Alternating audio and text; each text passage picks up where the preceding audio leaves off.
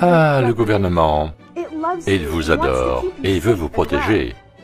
Assurez votre bien-être, il fait même tout pour faciliter le paiement des impôts, contraventions et frais de tribunaux. Comment? Bien, pour le savoir, il vous faut connaître votre homme de paille. Il est né le même jour que vous et vous ressemble. Il a le même nom et il vit dans votre maison, mais vous n'avez jamais su qu'il existait. Vous avez même payé ses impôts et contraventions, mais le pire, c'est qu'il est mort dès le premier jour. De chaque certificat de naissance émerge une personne juridique, ou plutôt une fiction juridique, qui a le même nom, pour vous amener à croire qu'il s'agit de vous. Donc, il y a un vous, humain, et un vous, papier, plus communément appelé un homme de paille. Et quand il vous semble que le langage parlé par les officiels, les juges ou la police est l'anglais, cela n'en est pas, c'est du jargon juridique, employé pour obtenir votre accord sur des contrats verbaux ou écrits, sans même le savoir. Tout provient du Black's Law Dictionary. Par exemple, lorsque la police vous demande « Vous comprenez ?», vous allez dire « Oui ».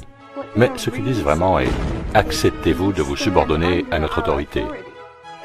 Oupsie daisy. Vous venez juste d'entériner un contrat verbal avec eux, ces futés agents du gouvernement. Savez-vous qu'à chaque fois que vous enregistrez quelque chose, vous en cédez la propriété à la personne de l'administration? Absolument. À chaque processus d'enregistrement auprès de l'administration, celle-ci considère que cela lui appartient. Vous immatriculez votre voiture? Génial. Maintenant, vous êtes le gardien immatriculé de votre véhicule et le gouvernement peut vous l'enlever si vous ne payez pas vos taxes d'homme de paille.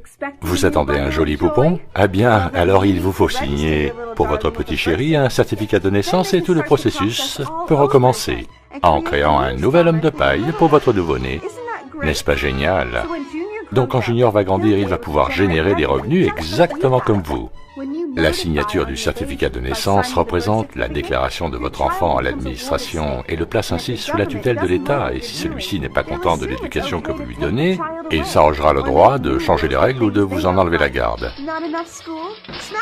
Pas assez d'école, non déclaré, trop bruyant, et ce sera direction des services sociaux pour les petits. Quand vous recevez une facture, elle concerne votre homme de paille, pas vous.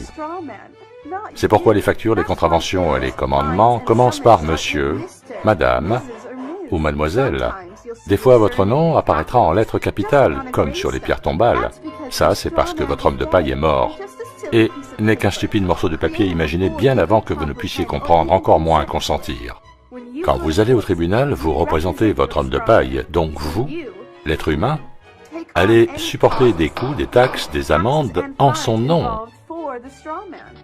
L'humain que vous êtes n'a pas besoin de les payer. Mais vous avez passé un contrat avec le tribunal en acceptant de vous présenter en lieu et place de votre homme de paille, de votre personne juridique, ce qui est exactement ce que le gouvernement attend de vous. Tout cela est un peu confus? Ne vous inquiétez pas, le gouvernement ne veut bien sûr pas que vous le sachiez.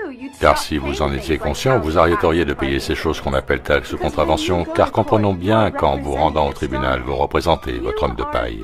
Mais vous êtes vous, un être de chair et de sang. Votre homme de paille ou personne juridique n'est qu'un bout de papier dont l'existence se matérialise par votre certificat de naissance et vous avez cru que c'était vous. Grand étourdi.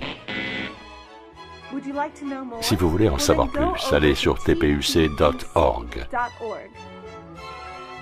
Bougez-vous, informez-vous et soyez vrai.